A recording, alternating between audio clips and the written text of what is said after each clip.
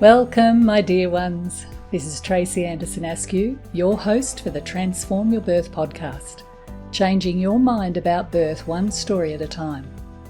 Each week, we'll be exploring a birth story through the lens of what birth can teach us. I'll be digging deep into each story so you can learn what it is that can change the way a birth unfolds. We can't control birth, but we can influence it. So listen in to find out how. Enjoy. Jenna shares her story of two births.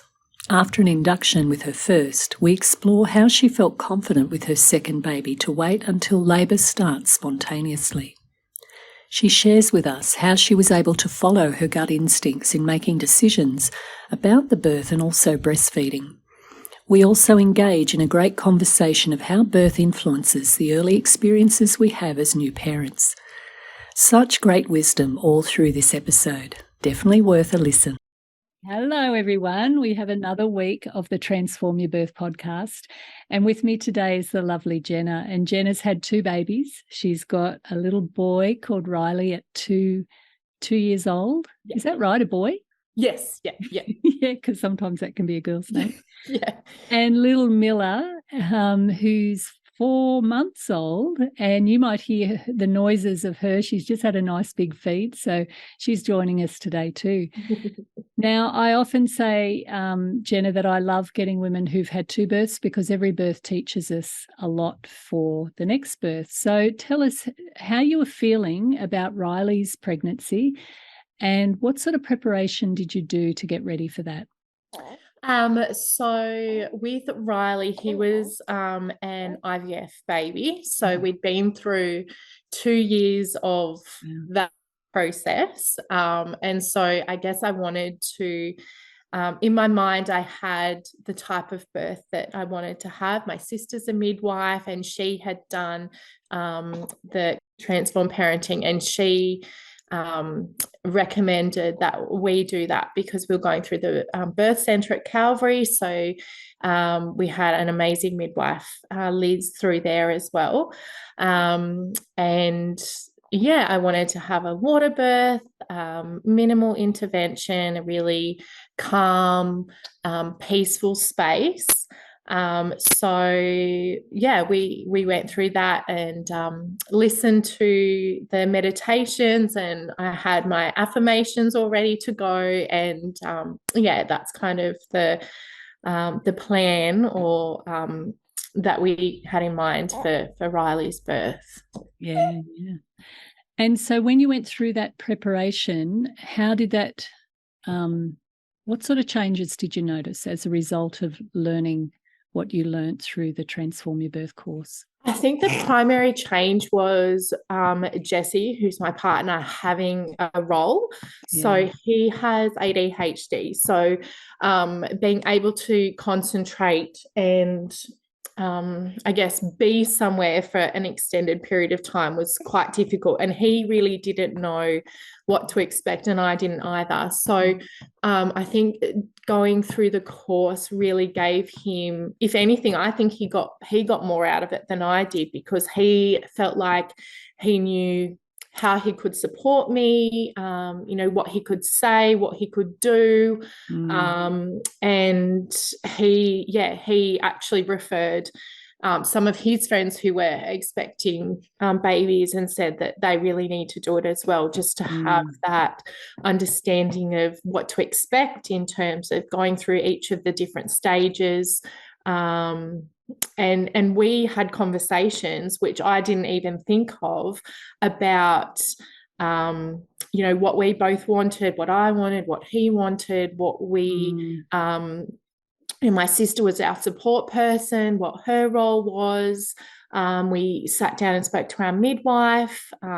So I think that was the biggest learning that we had was and you getting us to sit down and have those conversations about what we expected from each other, how we could support each other. I mean, it's not easy for the partner either to know what to do, rather than just sit there and be an observer. So he was really hands-on, really supportive. And I couldn't have asked for anything better from him as well. Yeah, it's you don't know what you don't know, and being guided through the process of change that we take our families on is powerful, because it helps you to get clear on what's important to you. Yeah. And then partners go from being, a tokenistic bystander to something a little bit more significant when they know just how practical they can be in that environment. And not only that, but can really change the way a woman labours. So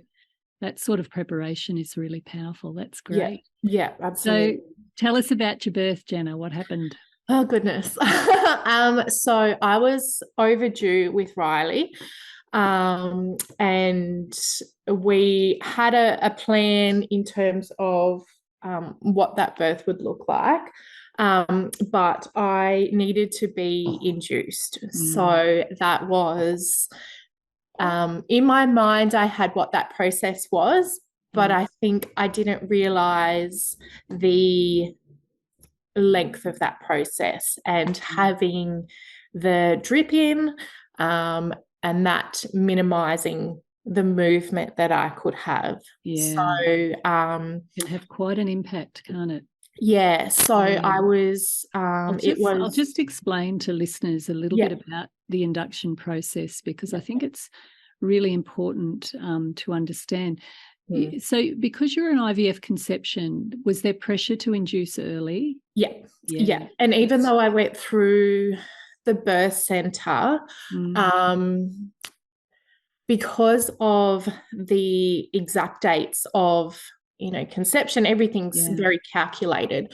Once you hit that 40-week mark, there is, I found a lot more pressure with Miller, because we didn't go through the birth center with Miller. So I had to be very, I had to advocate for myself quite strongly.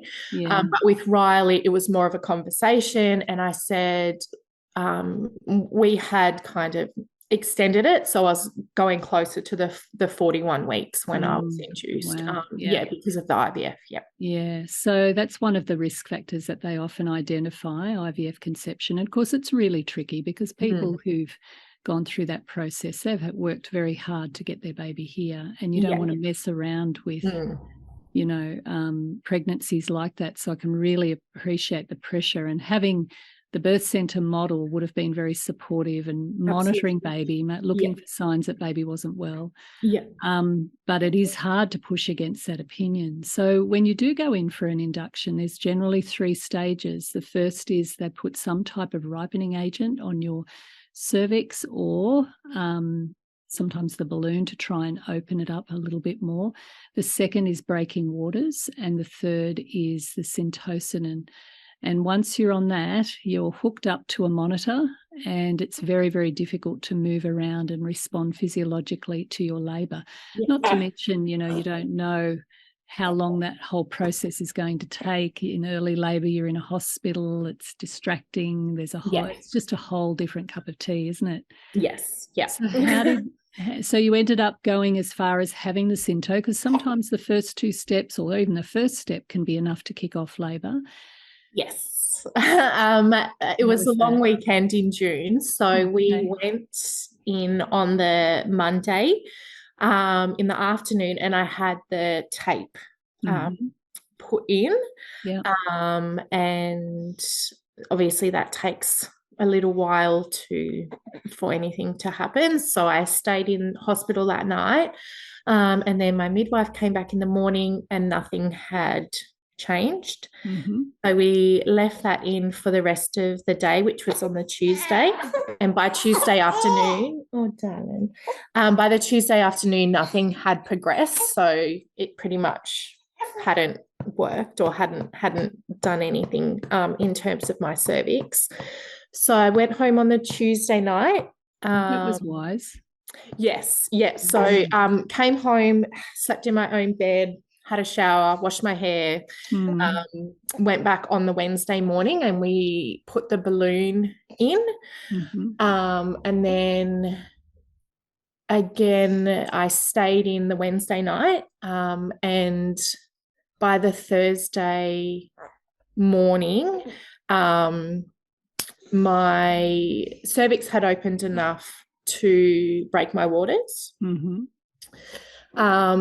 But again, it didn't progress as they had hoped. So we started the drip, the Syntocin.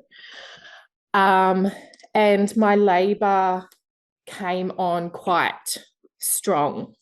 So I didn't really get that progressive, contractions. The tractions were back to back quite early, and I didn't really have the stage of, them getting stronger, and I could go through some of the techniques I had. So I had like comb, balls, heat packs. I had a TENS machine, which I absolutely loved. Wow. I forgot to say that on the Wednesday, after the balloon was put in, I actually did start contractions. So I had contractions all day, but then they stopped at 5 o'clock in the afternoon. So I'd been using the ball, the TENS machine, all of that, the tools, I guess, that I had in my little toolkit, and went through that. So then... Yep. So once I had the Syntocin and that had all started, my contractions came on quite strong. I had been in labor for about 7 hours, and I had only dilated 4 centimeters. So I was getting quite exhausted and really struggling to be able to work through some of those contractions. Yeah.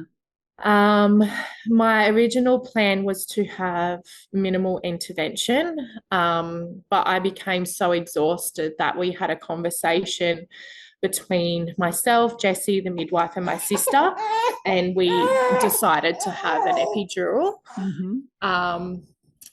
That whole process of I shouldn't say coming to terms with it, but because it wasn't part of my plan, I was quite upset that I guess I felt like a bit of a failure because it wasn't part of my plan. But I knew that my body wasn't able to continue being, 4 centimeters dilated, and I was tired. I'd been in a hospital in a maternity ward for 4 days with no sleep, pretty much.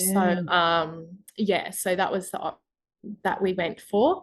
Yeah, I think it's really important for people listening to recognise that we can have very strong ideas about wanting to allow it to happen and trust our bodies and to not have any sort of pharmacological pain supporting stuff.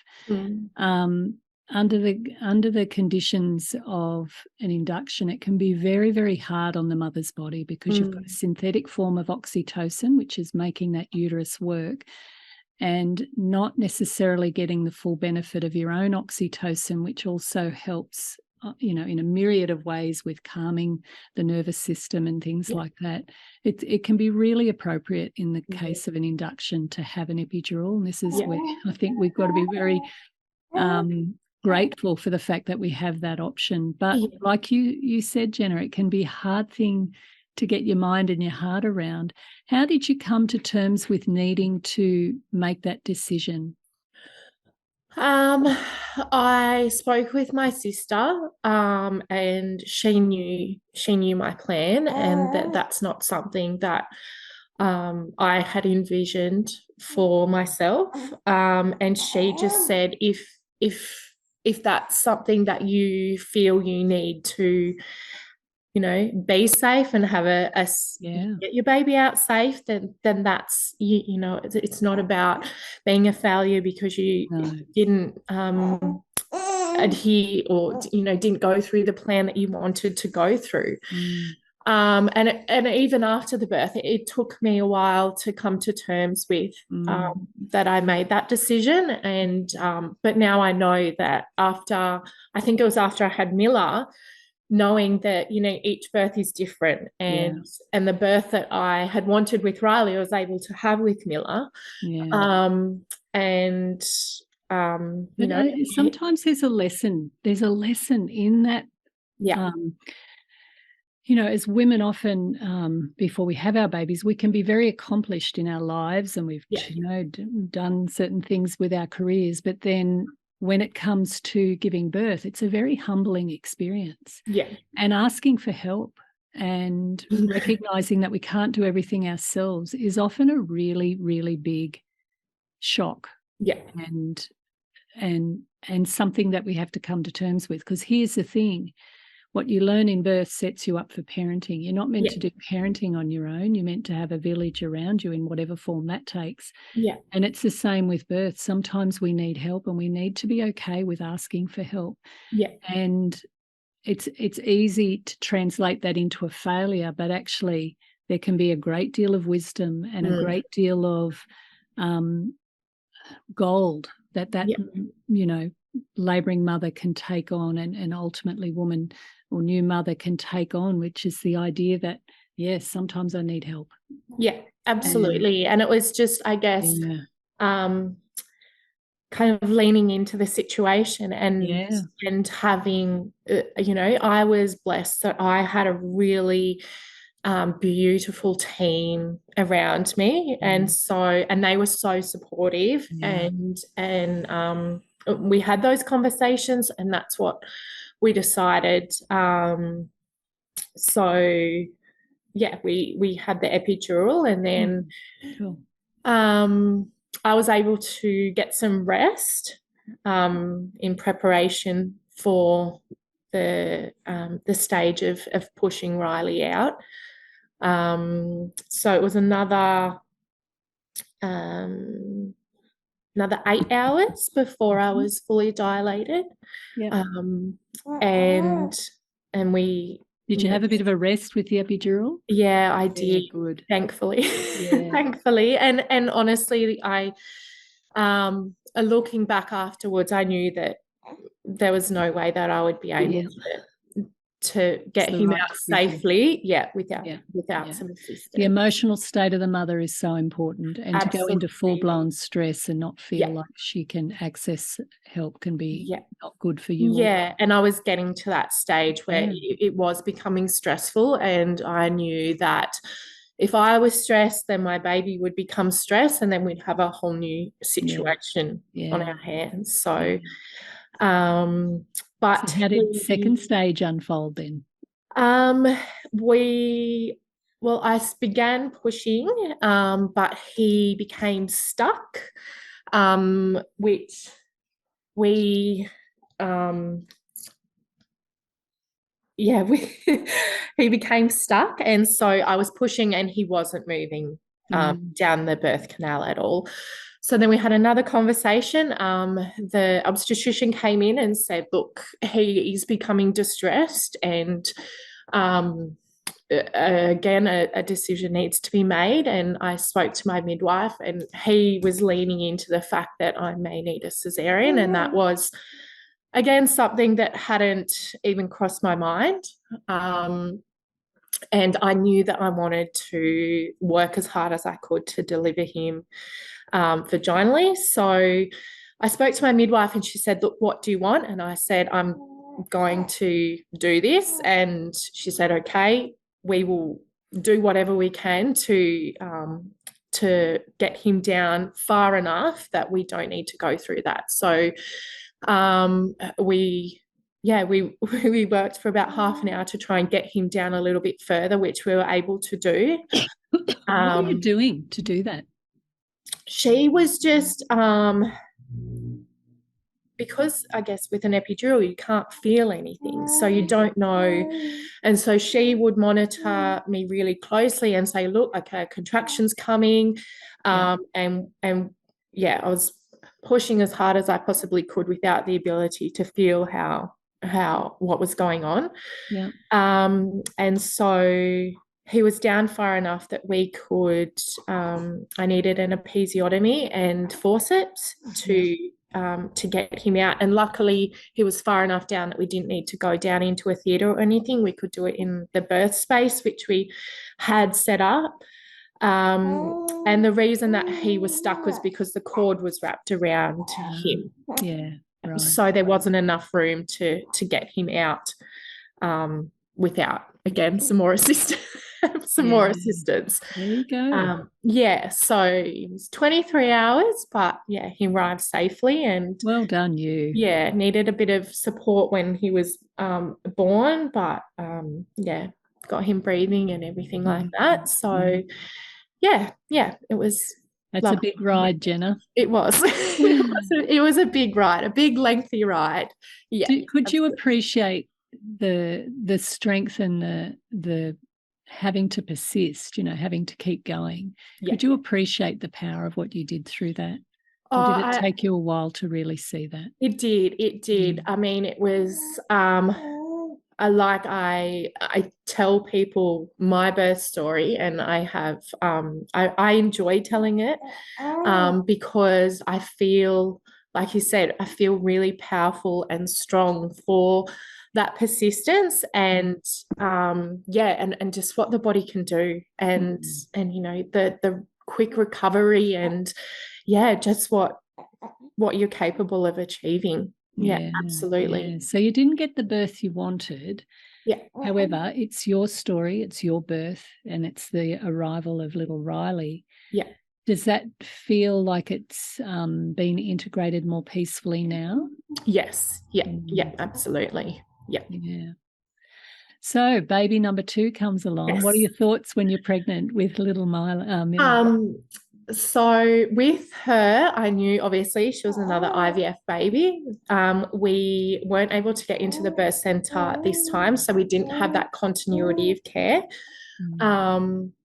But again, I had my sister by my side, so I was able to, have conversations with her, and I was really determined not to be induced this time. And I think the second time round, you have, at the time, Riley was only 18 months. Yeah. So we had a little person at home, and I didn't want to be in hospital for an extended period of time. I wanted to be at home. So I had that plan in place, and I would do whatever I could in terms of not being induced, making sure that she and I were safe first. I was really determined to be able to labour at home for as long as possible, and then go into the hospital when we were ready. Yeah. What do you think gave you the confidence? Well, let me ask you this question first. Was there pressure to induce with her? Absolutely. And I found that because we went in that continuity of care, the pressure was immense. I think I was 39 weeks and I went in for reduced movement. She was a very, very active baby, so I was able to keep an eye on her movements. And I actually had you in my head the whole time. When we came to your course, you were such a strong advocate for reduced movements, and no matter, your baby, don't think to yourself, oh, I'm sure everything's fine. If you feel that you have reduced movements, go in, speak to someone, get some monitoring, because yourself, your baby. And I always had you in my head. Every time I was like, oh, I'm not sure. Just do it. Absolutely. Do it. Who cares if they say you're neurotic or whatever? It doesn't matter. If it gives you peace of mind, it's important. And even when I went in, I'm like, I don't feel silly. I don't feel like I'm overreacting. I know my baby, and so I went in for reduced movements, and her movements had reduced. I was on the monitor for I think about 5 hours just to get some consistency. And then we were able to get consistent movements and I was happy, and the midwife at the time was happy. Yeah. However, that led to quite a strong push to be induced the next day, which I was not ready for at all. And the midwife at the time was quite adamant to be induced as well. And the obstetrician said, look, we can book you in tomorrow. And I just said, that's not happening really. And I said, can we push it out till later in the week? And I'll just get her tummy, hang on. Sure. Push it out to later in the week. And they said, okay. So I felt quite a lot of pressure, and I agreed that we could book it in for the Wednesday. But as I was driving home, I called my sister and I said, I don't feel okay with this. Like, I feel quite anxious and this doesn't feel right to me. So I called them the next day and just said, look, I'm due to be induced on the Wednesday, but it's not something that I want to do. And I actually spoke to a really lovely midwife, and she said, that's totally fine. Just come in for monitoring anyway. And we'll have a conversation then. And so Can I probe this a little bit more, Jenna? Absolutely. So you're talking to your sister, yeah, and you just didn't feel right about inducing. Now, because obviously with baby number 2, you're a little bit more confident, and you know what to expect, and you know that ultimately, physiological birth without too much fuss is good for you and Bubby. What was it that gave you that conviction this time around to push back? Are you aware of what was going on? Because I think sometimes I often say this to women, and see if this resonates with you. It's less of a thought process. Oh, but if I induce it, this is going to happen, and and then there's that feeling of, nah, that's not the right time. And that often bypasses the conscious critical mind, and it's more of a feeling, it's a gut instinct. Is that what you're describing? Yeah. It was as soon as I drove out of the hospital, I just had this feeling. It's like my stomach dropped, and I just had this feeling, and I didn't, like you said, I didn't go through that process of the thoughts. I just knew, no, this is not. It's not right. This is not right. This is not what I just felt it, that it wasn't right. And I spoke to my sister, and she just said, you're in charge of your body. It's your decision. If it doesn't feel right for you, there were conversations with the obstetrician because of the reduced movements, the likelihood of stillbirth for IVF babies is high, and I had higher, not high. Yes, exactly. And she said that, and she said, you've had no indications that anything is wrong, and so it's your body, it's your decision, you do what you want to do. And so having that, I just said, no, this is not what I want to do. It's very hard for women to tap into that, knowing that inner wisdom when there's so much noise. And in defense of your health professionals, they want you to have a good outcome, and they're doing their best according to what they understand the policies of the hospital and things like that. However, I just tend to think when you add the safety net of the system with the wisdom of the mother, and you help mothers to tap into that, you tend to make better decisions.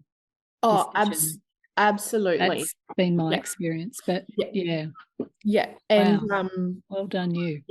And I after I made that decision, I just felt really empowered, like I had kind of taken control of my birth and my situation, and it was a really good feeling, actually. A bit of a relief too. Pressure's off.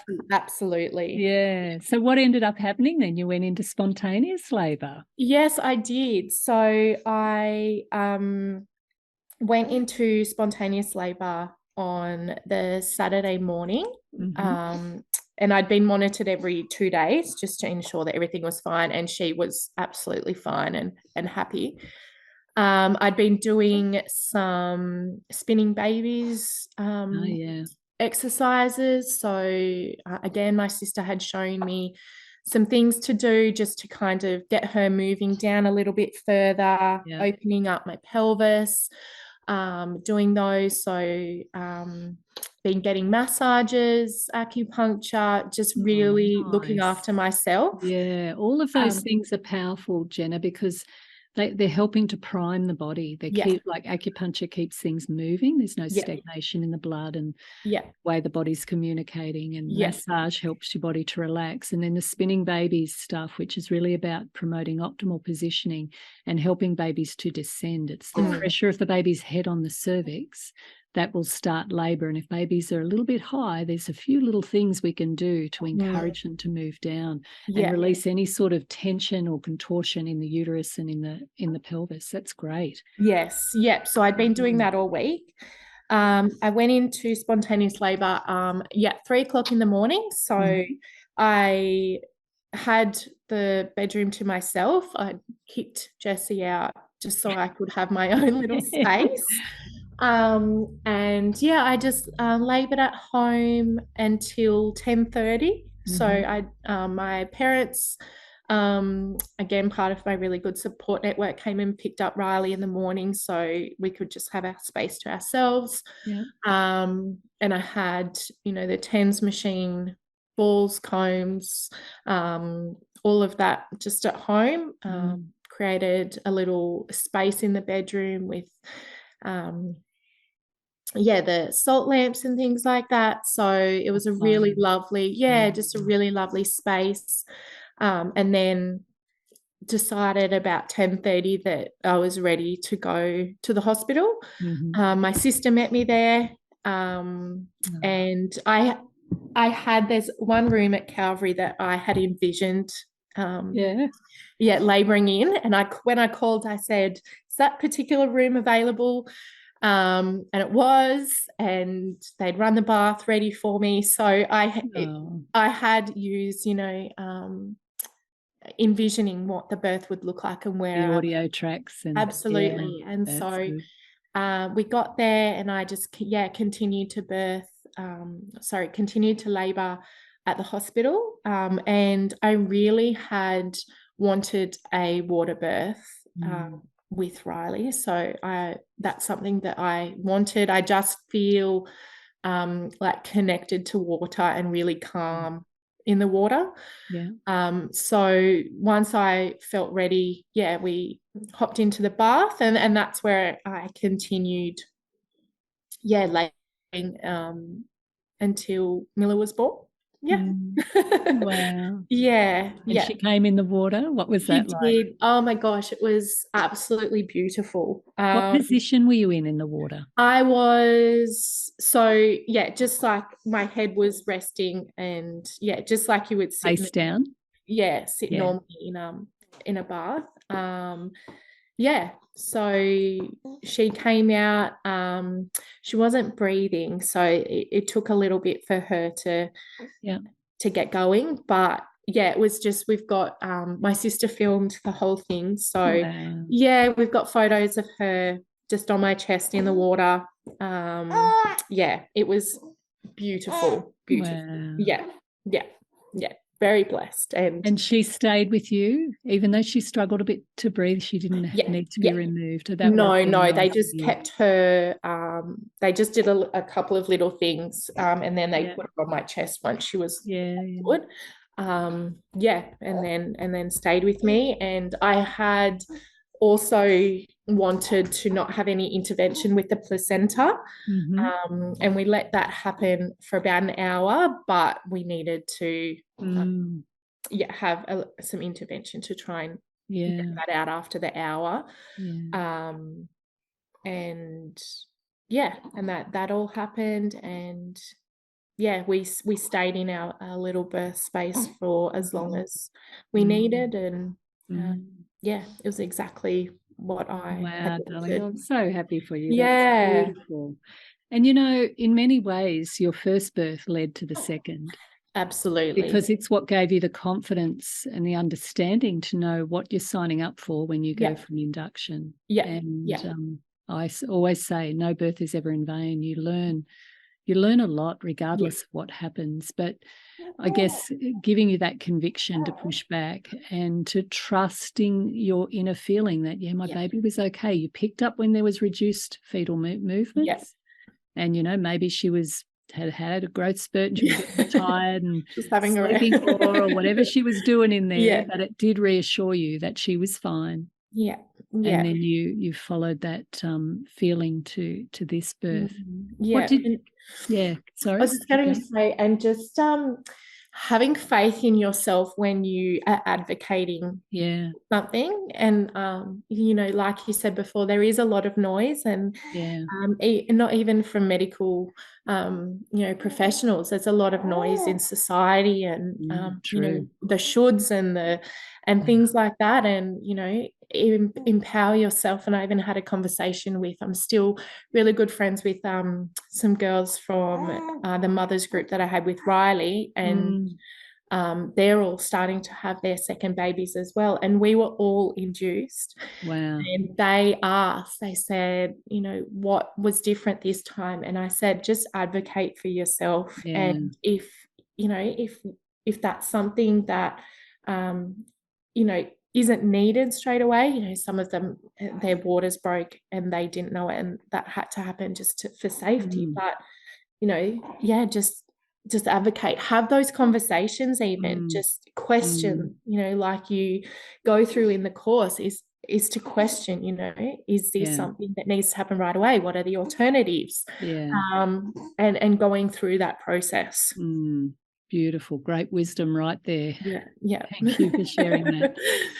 The current statistics are up in first-time mothers. Almost 50% of first-time mothers are being induced. And that doesn't surprise me. And it's not right. Like that's going too far, because we're relying on it, every time a health professional ticks a box with a risk factor, for example, IVF conception, advanced maternal age, high BMI, gestational diabetes, even if it's been managed.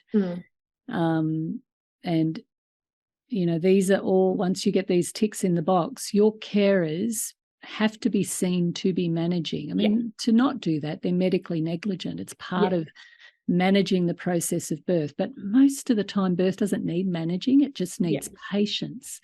Now, making the decision between a medical necessity and a choice isn't always easy with the noise that, we were talking about. And to tap into that inner wisdom and inner trust in yourself, it's hard to do that when it's your first baby, because it is. You don't have that experience and that confidence, but you were certainly able to do that for your second and change the trajectory of her birth significantly for both you and for her. Let me ask you this question. What was the mothering like for baby number 2 compared to baby number 1, when you had to attend to the needs of your baby, and you were like, how was that different? Oh, I think it was completely different. Like with Riley, I felt I had feeding issues with both. With Riley, I ended up having severe mastitis, and I had mastitis quite a number of times. And the amount of people that said, why don't you just give up breastfeeding? Like, why are you doing this? And I knew that that's something I wanted to do. And I knew that was what I felt was best for my baby. And, I just was like, I just want to get to 6 months. And then after 6 months, just kept going. How long did you feed Riley for? I fed until he was 10 months, because I needed to, when you go through IVF, you can't be breastfeeding because of the hormones. But I plan to breastfeed Mila for as long as possible. So again, even just that mindset is different. See, that and I get cranky at people who say to a breastfeeding mother or somebody who's struggling with breastfeeding, why are you putting yourself through it? Why are you giving up? What they're really saying to that mother, in the way it gets translated, is you're failing. Yes. So you need fixing. Yeah. And the last thing a mother wants to feel is that. Yeah. So any decision to go to bottle feeding has to be the decision of the mother without any noise from people around her. Get your bloody opinions out of there and let her find her way. Yeah. So bloody it is. And protective of my new mothers with that yes, shit going on. 100%. Like with Riley, he, you have this image in your head of this beautiful latch straight after birth, and that didn't happen, and we needed to syringe feed him for I think 3 or 4 days, and I was lucky again. Bless her. My sister was breastfeeding at the time, so she would give me milk. So I was feeding him her milk until my milk came in, and we could work on the latching. And I was just once my milk came in, I was able to pump my milk, and we got there eventually. And the same with Miller. She had a tongue tie that was quite significant. Shows she would latch, but she wasn't getting anything out. So I would pump milk and feed it to her. And then once we were able to get that sorted, it was instantaneous, and she latched straight away. We haven't had any issues with the breastfeeding since then. But in saying that, people would say, oh, like, isn't that too much work, or why don't you just go to bottle feeding? And absolutely, it's really interesting that rather than having that positive reinforcement, she'll get through this. It goes straight to the why, and why are you doing this? And it's interesting. Sorry. No, I was going to say, even the second time round, you still have to, it's like you have to justify your decisions as a mom. And I find that really interesting. I find it irritating. This is yes. I run new mothers groups, and I'm very protective of my new mothers because I hear their stories, and I hear what I hear the most, and what really riles me up is that it gets in the way of their inner development, inner confidence, because when you're looking outside of yourself for answers, you're not tuning in.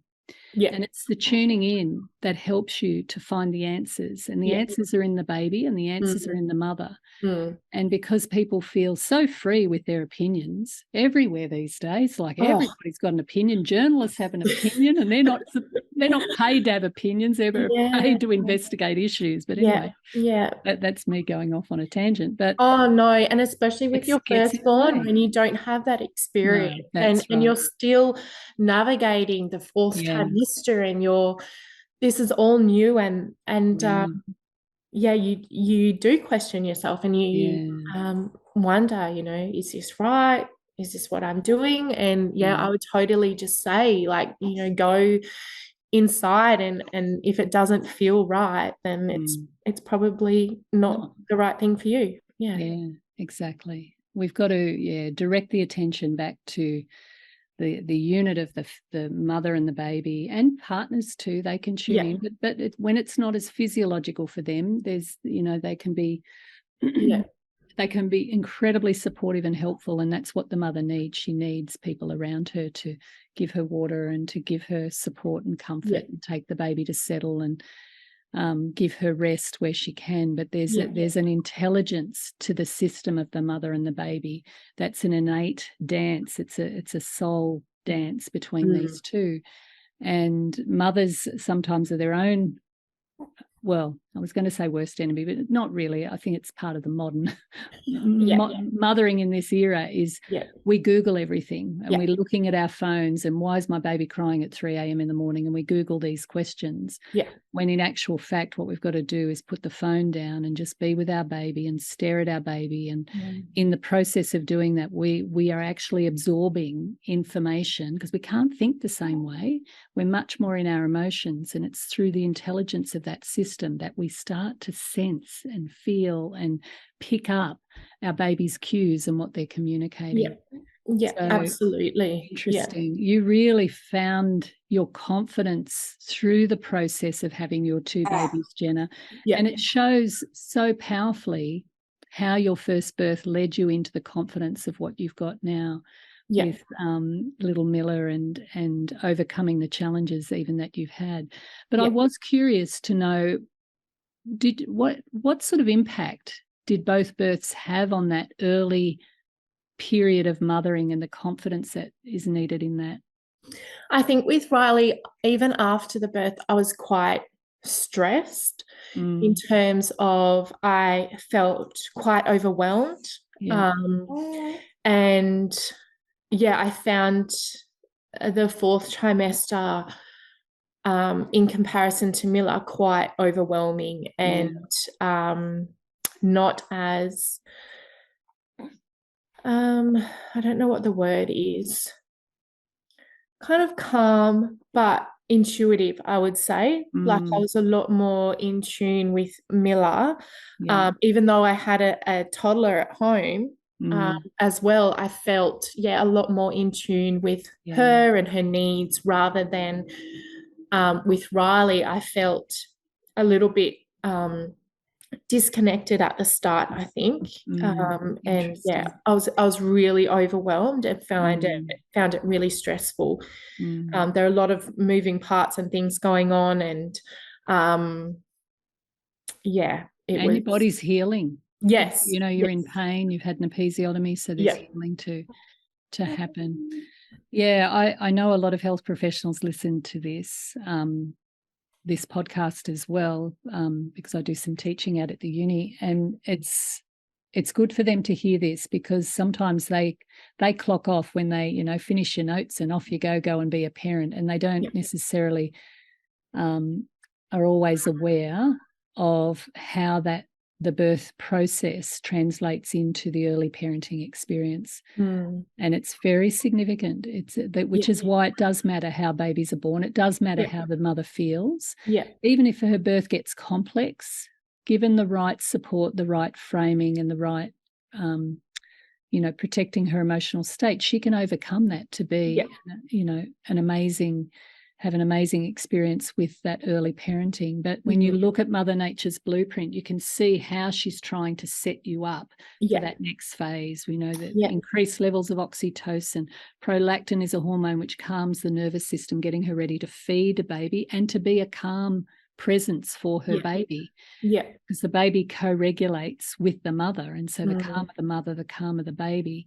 When we can maximize the release of those really powerful performance enhancing hormones, then that transition into new parenting just goes a little bit better. When you're stressed, like you were describing from the first, because of everything that sort of unfolded, and you're trying to integrate it, you're trying to make sense of it, and now you've got the demands of a baby who needs to feed and breastfeeding issues, which it's a lot for the system. So, it is. And even though I experienced the feeding issues with Miller, I think, like you said, the hormones that were naturally present were I just, after the birth, it was just like this calming sensation just came over me, and nothing was a concern at all. Like I was just enjoying our little bubble, and and embracing calmness. Yes. Geez, we need to bottle that shit and I know, don't sell we? it, don't we?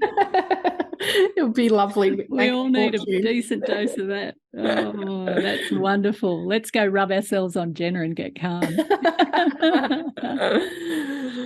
Oh, thank you. So much beautiful wisdom came out of those stories. And I really appreciate when women step up to do these podcasts, because we need to change the narrative around birth, but we also need to see the connections between the birth process and then what sort of unfolds in the parenting journey, which is where the real action is. And we've got to help these little ones land on this earth and to grow from there. So I hope you've all enjoyed listening to this story and appreciating some of the really key points. I think with this story was around induction. We had a really good conversation around induction, when to make that decision, learning to trust yourself, learning to ask questions of your caregivers so you can make better decisions based on, the intelligence of the mother-baby unit, as well as statistics and higher rates of and risk analysis.